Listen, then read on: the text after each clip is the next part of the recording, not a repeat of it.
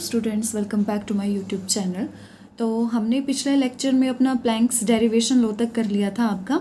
इसके बाद जो हमने करना है आपका थोड़ा सा, एक दो बच्चे की शायद मैंने कमेंट में देखा था कि डेरिवेशन ऑफ किरचॉफ लॉ में थोड़ी सी प्रॉब्लम आ रही है। मैंने आपको कॉन्सेप्ट तो समझा दिया था, पर डेरिवेशन खुद को करने के लिए दी थी। तो चलिए अब इसके डेरिवेशन मैं आपको करवा देती हूँ। अगर किसी को नहीं समझ में आ रही है तो वो यहाँ से अपना कर सकता है। देखिए, मैं आपको एक्सपेरिमेंट एक्सप्लेन कर चुकी हूँ, तो वो चीज़ मैं बार बार नहीं बताऊँगी। अगर किसी को देखना है तो वो लेक्चर सेकंड जाकर देख सकता है एक बार। तो यहाँ से मैं डेरिवेशन में सीधा आपको स्टार्ट करवाऊँगी। मैं इसमें आपका डीप पे नहीं जाऊँगी, एक्सप्लेनेशन नहीं दूंगी, जस्ट आपको डिराइव करके दिखाऊँगी कि ये आपका इसकी जो डेरिवेशन है वो किस तरह से है। तो इसमें जो आपका थीटा है, थीटा मान लो या फिर क्यू लगा लो आप, ये क्या है आपका जो अमाउंट है रेडिएशन की, जो कि आपके किस पर इंसिडेंट हो रही है, इंसिडेंट पर यूनिट एरिया आपके पर सेकेंड एक बॉडी पर पड़ती है। ब्लैक बॉडी को नहीं कंसिडर कर रहे, यहाँ पर बॉडी ले लेते हैं कि आपका थीटा क्या है कि अमाउंट ऑफ रेडिएशन जो इंसिडेंट हो रही है पर यूनिट एरिया पर सेकेंड ऑन अ बॉडी। अब देखिए, ये हमारे पास क्या आ गया, थीटा मान लो या फिर क्यू कह लो, इसको जो आपका दिल करता है। इसके बाद नेक्स्ट जो आपका आता है टर्म इसमें, वो क्या आता है, आपको दूसरी टर्म इसमें बताई जाएगी ए एस। अब देखिए यहाँ पर जो ए एस है वो क्या है, ए एस यानी absorptive power of the surface. यहाँ मैं इसको भी आपका मेंशन कर देती हूँ।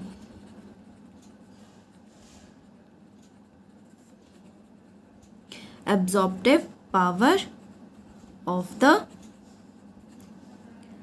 सरफेस। इसके बाद अगर मैं इन दोनों को मल्टीप्लाई कर देती हूँ तो देखिए, मल्टीप्लाई करने के बाद आपको यहाँ पर क्या मिलेगा। अगर मैं इस क्यू से जो अमाउंट ऑफ रेडिएशन आपकी इंसिडेंट हो रही है पर यूनिट एरिया पर सेकंड ऑन अ बॉडी, और उसकी एब्जॉर्प्टिव पावर से सरफेस की अगर मैं उसको मल्टीप्लाई कर देती हूँ तो आपको यहाँ पर क्या मिलता है, amount of radiation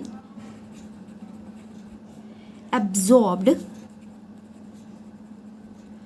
per unit area per second by body। ठीक है, तो ये इनके कंबाइंड आपको यहाँ पर एक तरीके से डेफिनेशन बता दी गई है। अब हमें यहाँ पर क्या देखना है, एक और टर्म आपके पास इंट्रोड्यूस होएगी and this term is E S, जिसको आप पहले से ही जानते हैं। ये आपके क्या होती है, अमाउंट ऑफ रेडिएशन एमिटेड। ठीक है, ए से एब्जॉर्प्शन और ए से आपका एमिशन के लिए ये एमिटेड होगी पर यूनिट एरिया आपका पर सेकेंड बाय बॉडी। तो यहाँ पर आपका ई एस ये डिफाइन करता है। अगर आप क्यू को ए एस से मल्टीप्लाई कर देते हो तो ये आपका डिफाइन होता है, क्यू आपका क्या बताता है और ए एस आपका क्या बताता है। यहाँ पर सब आपकी डिफाइन हो गया है। अब देखिए, अब आपको क्या बताना है, अब आपको बताना है amount of radiation emitted by surface. हमने एब्जॉर्प्शन की बात कर दी, हमने एक बॉडी की बात कर दी, उसके ऊपर जितनी आपकी इंसिडेंट हो रही है लाइट वो बता दी पर यूनिट एरिया पर सेकंड। अब फिर हमने बता दिया कि जो सरफेस जिस पर आपकी इंसिडेंट हो रही है लाइट, उसकी कुछ एब्जॉर्प्टिव पावर होगी। दोनों को हम कंबाइंड कर देते हैं तो उसका क्या मतलब है, जितनी आपकी रेडिएशन एब्जॉर्ब हो रही है, यानी जितनी रेडिएशन आपकी इंसिडेंट हो रही है सरफेस पर, वो जो एब्जॉर्ब होगी पर यूनिट एरिया पर सेकेंड बाय बॉडी, वो इससे डिफाइन होगी। और ई एस आपकी क्या, amount of radiation emitted per unit area पर सेकेंड बाय बॉडी। तो यहाँ से हमें ये आपका बताना है कि जो एमिशन है वो आपका कितना हो रहा है सरफेस से। तो amount of radiation emitted by surface आपका किसके इक्वल आएगा, आपका क्यू इंटू ए एस के इक्वल आएगा। अब देखिए, ये इसके इक्वल क्यों आएगा, वो इसलिए आएगा क्योंकि आपका एमिशन कब होता है, जब आपके बॉडी पर कोई लाइट इंसिडेंट होती है पर यूनिट एरिया पर सेकेंड आपका, ठीक है, और उसके एब्जॉर्प्टिव पावर के ऊपर उसके बॉडी के सरफेस की, तो ये आपका एमिशन इसके इक्वल आ जाता है। यहाँ से आपका क्या आ गया, ES is equal to Q into AS, ये आपका यहाँ से रिलेशन बन जाता है। अभी हमने सिंपल बॉडी की बात करी थी। फॉर ब्लैक बॉडी अगर हम बात करते हैं तो उसका आपका किसके इक्वल आता है, जो एब्जॉर्प्शन है, एब्जॉर्प्टिव पावर है सरफेस की, वो किसके इक्वल आ जाएगी, आपके absorptive power of black body के equal, and that is equal to 1, ठीक है। यानी हम क्या कर सकते हैं, आपका ES की जगह हम क्या कर सकते हैं, आपका EB भी लिख सकते हैं ब्लैक बॉडी के लिए।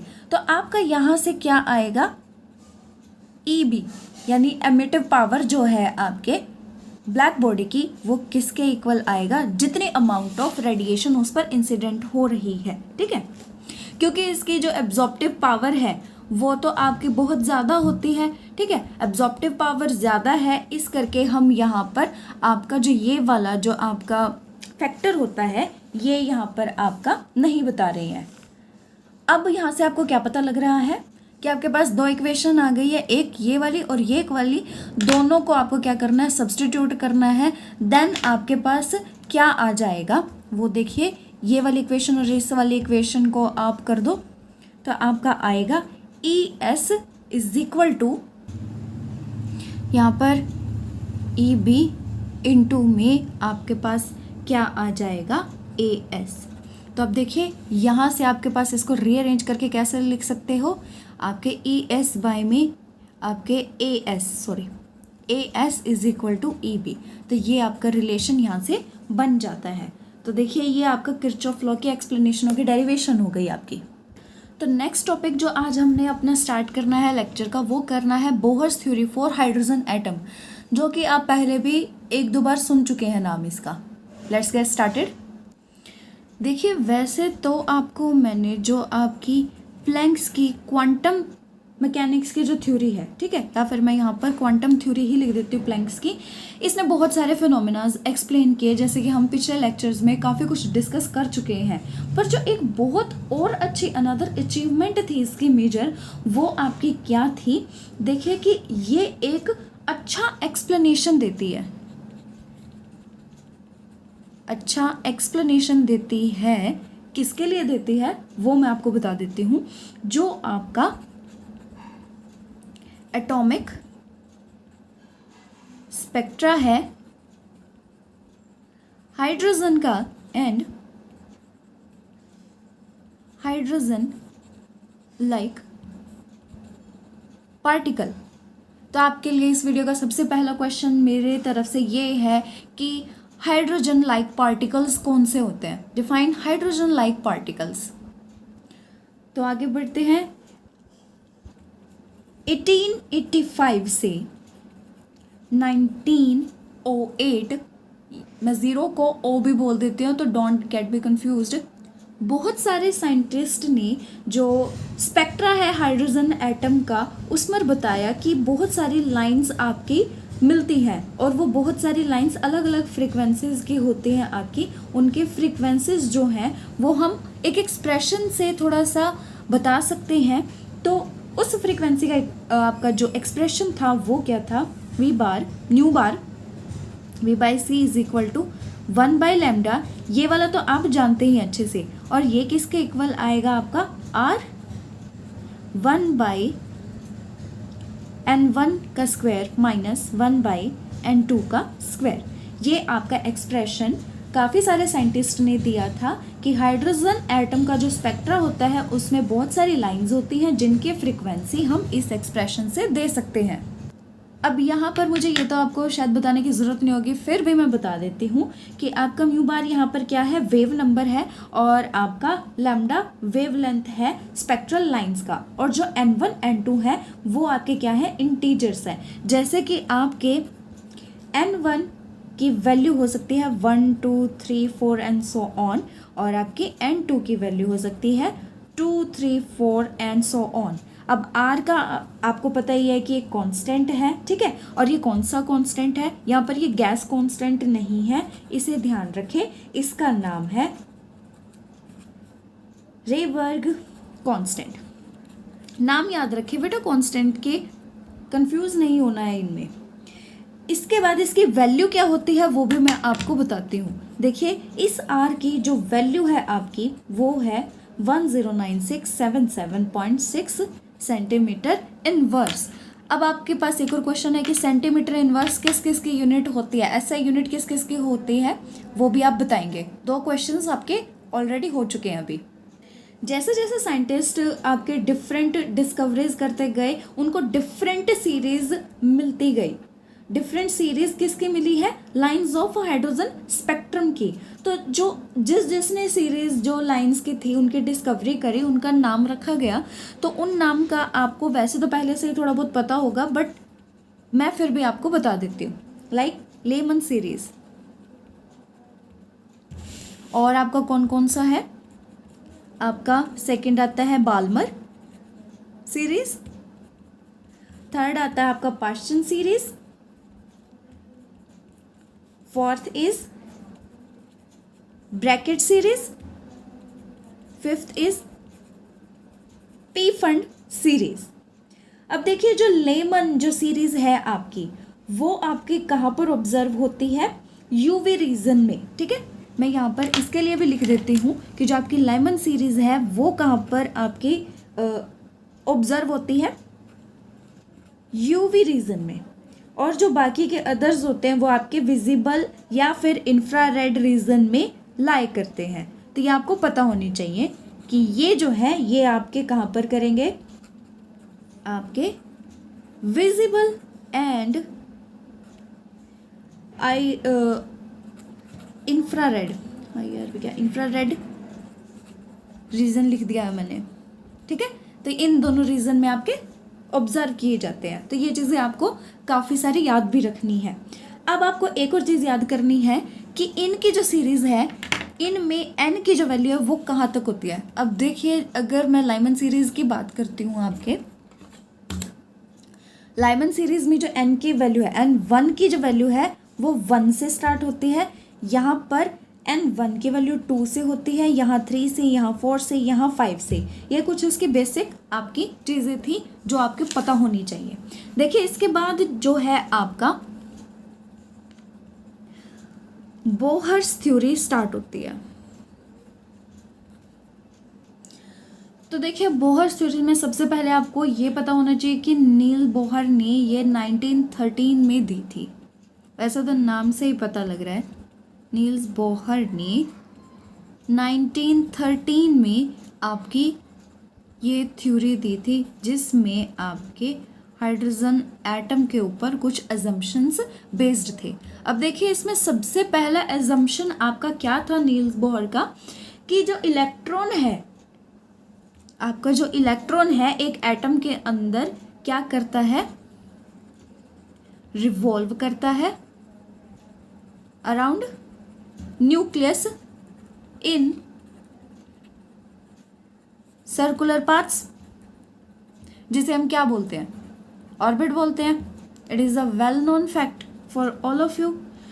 इसके बाद जो ये ऑर्बिट्स होती हैं, ये ऑर्बिट्स कुछ डेफिनेट एनर्जी से एसोसिएट होती हैं, ठीक है। डेफिनेट एनर्जी इनके साथ कुछ होती है, आपकी लेवल्स होते हैं ना इनके भी, जैसे कि आपको पता है। तो इनको क्या बोलते हैं, आपके एनर्जी लेवल्स, क्योंकि सबकी ऑर्बिट्स की एनर्जी अपनी अपनी डेफिनेट एनर्जी होती है, अलग अलग एनर्जी होती है, जिन्हें हम एनर्जी लेवल्स बोलते हैं। अब देखिए नेक्स्ट उसने क्या बताया, सेकंड पॉइंट के एजम्पशन जो उसका था उसमें उसने क्या बताया कि जो इलेक्ट्रॉन है वो आपका क्या करता है, एक पर्टिकुलर ऑर्बिट में अपना सर्कल लगाता रहता है, अपना रिवॉल्व करता रहता है। तो ये जो पर्टिकुलर ऑर्बिट में ये घूम रहा है उसका मतलब क्या है कि ये ना तो एनर्जी गेन करता है, ठीक है, ना ही एनर्जी लूज करता है। तो यहाँ पर सिर्फ ये लिख देती हूँ, डज नॉट लूज और गेन एनर्जी, राइट। देयरफॉर जो ये ऑर्बिट्स हैं आपकी, ये ऑर्बिट्स क्या कहलाती हैं ये भी मैं लिख देती हूँ। इनको बोलते हैं स्टेशनरी स्टेट्स।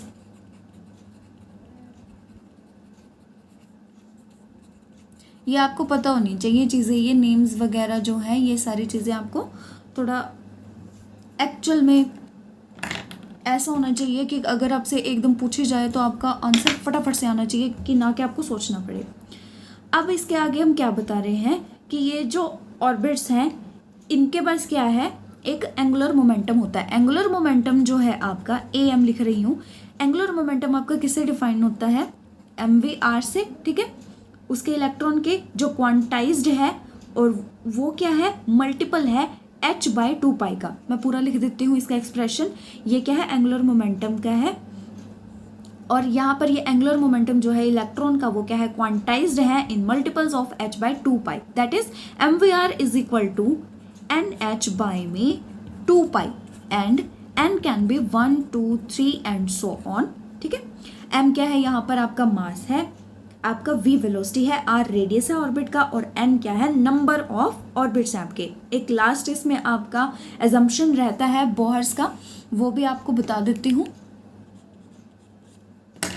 तो नंबर 4 क्या है, अगर हम अपने इलेक्ट्रॉन को sufficient amount of energy supply करते हैं, हमने क्या करी, सप्लाई करी इलेक्ट्रॉन को एनर्जी, तो क्या होगा कि ये एब्जॉर्ब करेगा कुछ डेफिनेट अमाउंट ऑफ एनर्जी, और क्या करेगा, जंप करेगा हायर एनर्जी लेवल के अंदर। तो ये क्या है आपका, जब ये ऊपर चला जाएगा, आपके हायर लेवल में चला जाएगा, तो इसको वापस लेके आने के लिए क्या किया जाएगा कि आपका जो इलेक्ट्रॉन जिसने एब्जॉर्ब करी डेफिनेट अमाउंट ऑफ एनर्जी, उसको वापस उसी लेवल में लाने के लिए क्या करेंगे, उसकी एनर्जी को रिलीज करवाएंगे, एमिट करवाएंगे। जैसे ही उसकी एनर्जी आपकी क्या हो जाएगी, रिलीज हो जाएगी, वो वापस से ग्राउंड लेवल पर आ जाएगा। छोटी छोटी सी बातें हैं, ये बेसिक सी बातें हैं जो कि आपको पता होनी चाहिए। अब जस्ट मैं बस इसका एक्सप्रेशन लिख रही हूँ आपके लिए। एनर्जी का del E is equal to E2 minus E1 is equal to, और एनर्जी क्या है आपकी hν, ठीक है, अकॉर्डिंग टू प्लैंक्स में। तो ये आपका सारा का सारा क्या हो गया, एजम्पशन हो गए बोहर थ्योरी के। अब देखिए ये आपका यहाँ पर बोहर्स मॉडल है जो कि सक्सेसफुली एक्सप्लेन करता है एटॉमिक स्पेक्ट्रम ऑफ हाइड्रोजन का। तो ये यहाँ पर आपके एनर्जी लेवल्स लिए गए हैं, स्पेक्ट्रा लिया गया है हाइड्रोजन एटम का। अगर N1 रहता है आपका तो ये वाली आपकी लाइंस होती है जिसे लाइमन सीरीज बोलते हैं। अगर N2 होता है आपका तो बाल्मर सीरीज वाली स्पेक्ट्रल लाइंस होती है। N3 होता है तो पार्शियन वाली आती है। 4 होता है तो ब्रैकेट वाली। N5 होता है तो पी फंड वाली आपकी स्पेक्ट्रल लाइंस आपके नजर आती है। ये सारी की सारी एनर्जी लेवल्स हैं आपके, और ये आपका स्पेक्ट्रम यहाँ पर हाइड्रोजन का बताया गया है। अब देखिए ये जो ऊपर बोहर्स थ्योरी मैंने आपको बताई गई है, सिर्फ और सिर्फ आपको क्या करनी है, वो आगे फर्दर थोड़ी सी पढ़नी है। देखिए इसमें ज़्यादा कुछ नहीं दे रखा है, जो मैंने ऊपर सारी चीज़ें बताई हैं वही सारी चीज़ें इसमें बता रखी है। एक्साइटेड स्टेट बता रखी है, ग्राउंड स्टेट बता रखी है, जब एनर्जी एब्जॉर्ब करता है तो हायर लेवल में कैसे पहुंचता है, फिर उसके बाद एमिट करने के बाद लोअर लेवल में कैसे आता है, वही सारी चीज़ें यहाँ पर एक्सप्लेन कर रखी है। तो फर्दर मुझे नहीं लगता कि इसमें एक्स्ट्रा कुछ मेरे बताने वाला है, और बताने वाला है तो मैं उसको भी आपको एक बार बता चुकी हूँ। और इसमें जो आपका एनर्जी का एक्सप्रेशन है, बस ये वाली आपकी देखने वाली चीज़ है, जो एनर्जी एक्सप्रेशन है हाइड्रोजन एटम और हाइड्रोजन एटम लाइक आयंस का, तो वो आपके कौन से हैं, बोहर मॉडल के अकॉर्डिंग ये आपका En इज इक्वल टू ये वाला एक्सप्रेशन आपका आता है nth ऑर्बिट के लिए, ठीक है। 1-2 के लिए तो हमने देख लिया आपका, ठीक है, और hν होता है वैसे आपका, और आपका यहाँ पर अगर nth के लिए जाते हो तो ये वाला एक्सप्रेशन आपका आता है nth ऑर्बिट के लिए।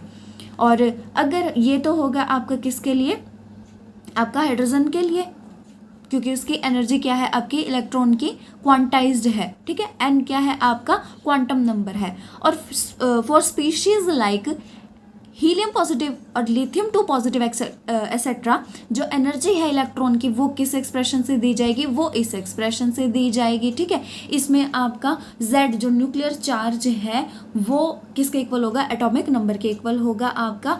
यहाँ पर ये वाला फैक्टर और जुड़ जाता है क्योंकि ये हाइड्रोजन एटम नहीं है, ये हाइड्रोजन लाइक एटम्स के लिए है।